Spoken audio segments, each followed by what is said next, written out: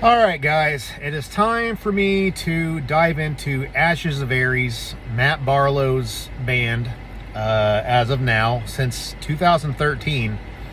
And they've got 3 albums. I bought the first one pretty much not long after it came out. So a little bit of backstory, and by the way, this came out in 2013, which time freaking flies. It seems like it was just a couple years ago when this was being talked about.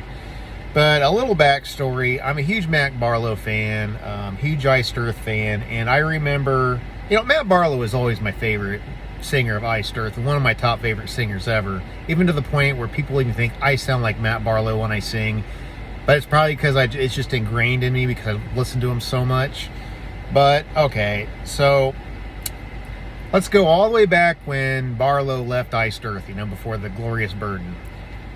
That was depressing. To me, Matt Barlow and John Schaefer are like peanut butter and chocolate. You know what I mean? They just go together. And, him leaving, I remember, he decided to do an album for Pyramaze, a pretty good power metal band, and I'll be honest, it's good.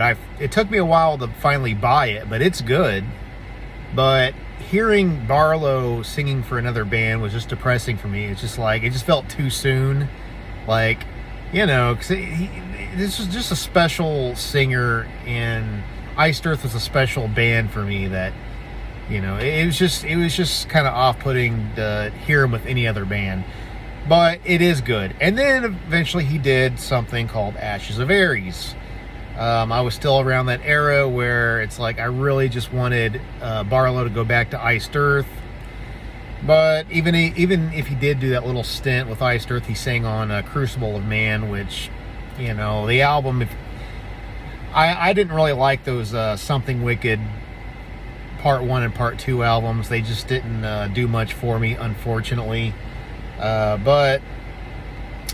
So Ashes of Aries. I remember before this album came out, there was a couple of music videos put up, and I had to check them out, obviously. I mean, I still wasn't ready to hear Barlow not in Iced Earth still. After all this time, I still just wanted to hear him with Iced Earth, but I still had to listen to this to see what he was doing, what's it sound like. I mean, maybe if it's good enough, maybe this will fix everything and I'll be over it. Well, on one hand, his voice sounded... I don't. By the way, I can't remember which songs off of here the videos were of. It's been so long ago.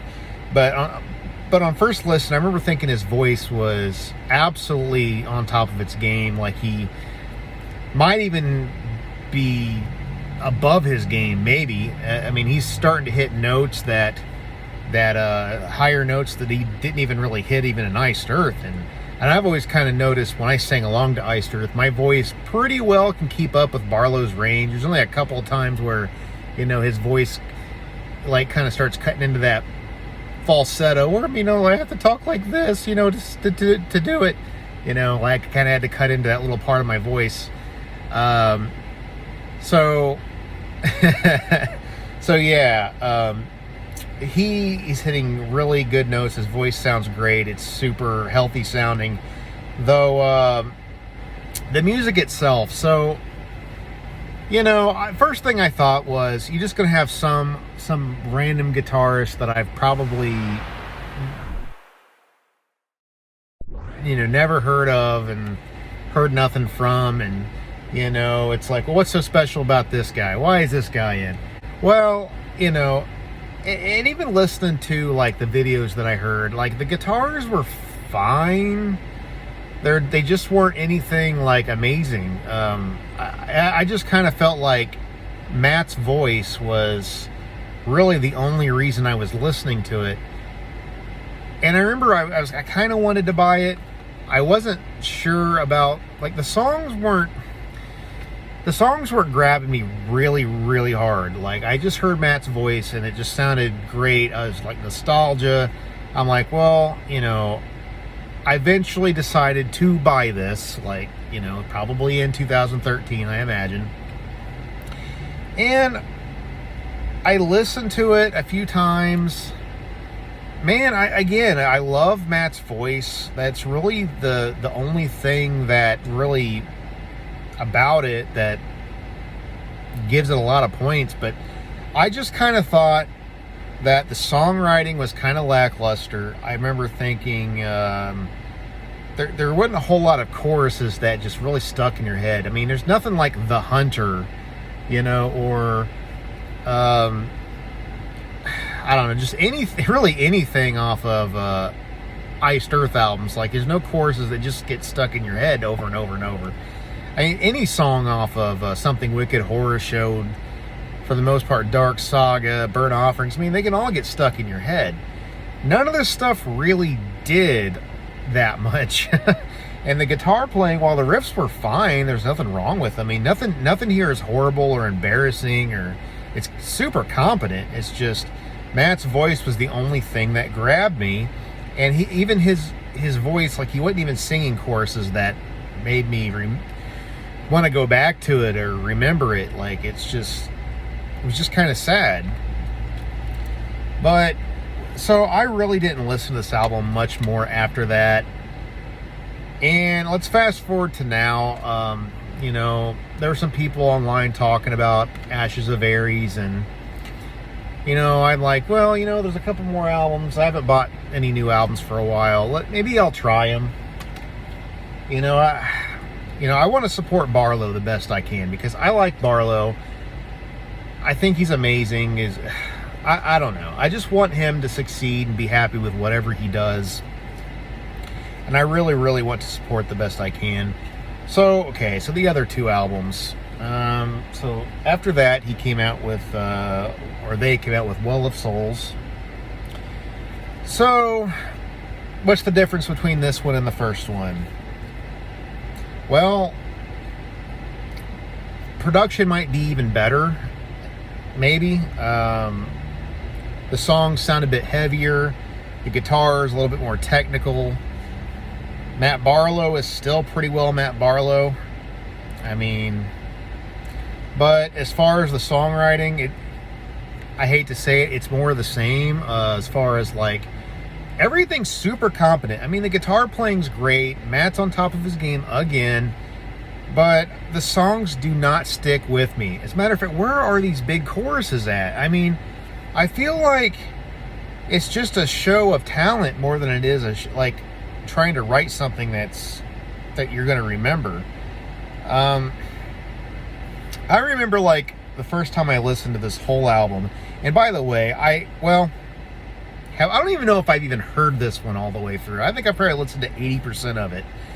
And it took me all the way down to, let's see here, getting close to the end of the album with the song Time Traveler. It might have been where I stopped. I don't remember. That was one of the first songs where I ever kind of thought, oh, a chorus I can remember. Like, that was like one of the first choruses that actually grabbed my attention for a second. And it's not one of the best choruses I ever heard. It's just one of the more memorable ones that stuck out the first listen. I mean, there's nothing about it that's horrible. It's not completely forgettable. It's just mostly forgettable. The riffs, while technical and competent, do not grab your attention really, really hard. And sometimes there's just too much going on to make a nice, memorable part like breathe. Sometimes there's just too much going on. Even sometimes in Matt's case, there's just too much going on vocally that the song's not taking a step back to let it breathe. And if that's not the problem, then it's just literally a chorus that I don't remember.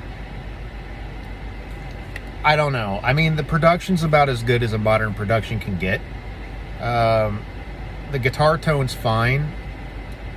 Everything sounds good. It's just I don't know. So, I mean, on one hand, it's heavier than the first album, but I do think the first album had slightly better memorable choruses. Not extremely memorable, but yeah, this one was just a little bit less memorable than even the first one, even if the songs are a little heavier.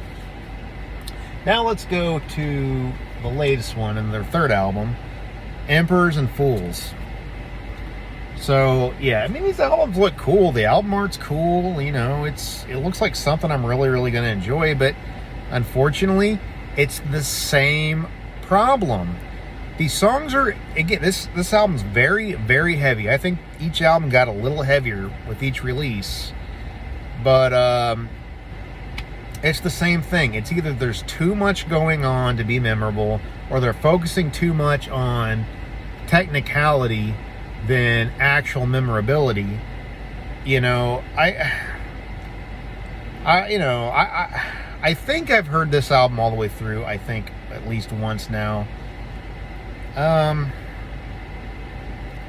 You know, I was just like, I even like took a shower this morning and had this thing listening to it, and I just, you know, I remember listening to the song. Let's just pick one out of here that I remember listening to, the Iron Throne. There's nothing about that song, and much like the other songs, that I can remember. There's really no chorus that sticks out. Sometimes the chorus happens and you don't even realize it's the chorus. Like, it's not even registering that I'm listening to the chorus. The Iron Throne is one of those songs. And I don't know, like, I don't know. I'm trying to listen to these more and to get the most out of it that I can. But so far, it's just a really, really well-produced, well-performed, just, I don't know, technical jam, I guess. I don't know. Like, I feel like the whole album could be one elongated song. Like it, and I kind of feel like this about all of the Ashes of Aries albums. Maybe the first one's a little less noticeable in that regard, but I don't know. And even the verses, like, they just don't, it's like, lay down a riff and just put some vocals there that fit. It doesn't matter if anything's memorable, just make it fit musically. You know, just make it sound really polished and good. That's kind of where I get out of this. So I don't know. I'm trying to think of what more to say. It's definitely no Iced Earth. I even like Pyramaze better than these albums. Matt Barlow's still a singing vocal master, but you know, and one thing I forgot to mention, I guess what I'm trying to say here, the one thing these are all missing is dynamics. Production can do that too. Nothing really has like a build.